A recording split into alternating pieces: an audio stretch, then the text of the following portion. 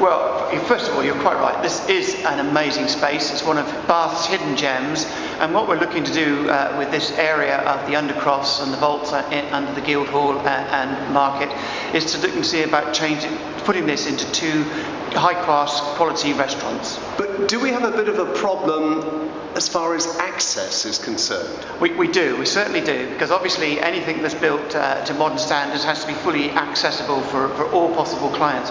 So at the moment you can only get down here through the boat stall lane, so we are looking in a planning permission that's going out to have two sort of pods with lift shafts coming down so that people can come from the parade above us down into the restaurants. If this scheme is giving planning permission, how soon are we going to see work starting here?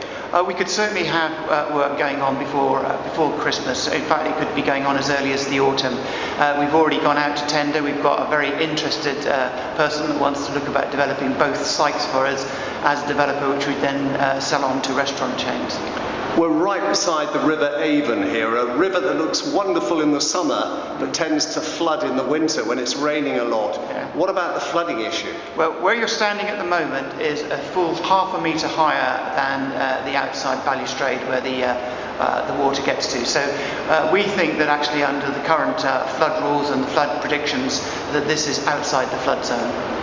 Now, we've got a couple of mysteries down here that some of the followers of the virtual museum might be able to help you with. Yeah. So I'm just going to change my position and ask you to come around, if you would, sir, yeah. because what you want to talk about, we can now see behind you.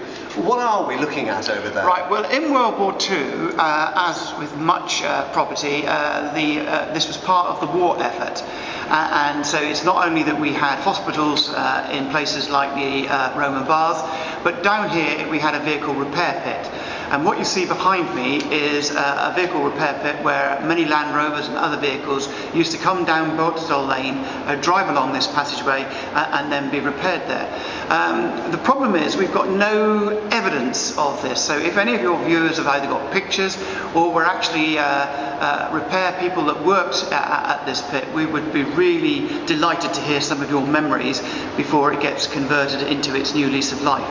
A second mystery is that one of the other hidden gems that we've got in Bath is Slippery Lane, which is closed off, and going through past the pit there you get under the road and we could knock through and then find we could walk up and down Slippery Lane and come into these vaults through that road as well. So it's connecting all the various histories of Bath: medieval, Georgian, Victorian, Roman, World War II. All these histories link underground in this whole area in central Bath.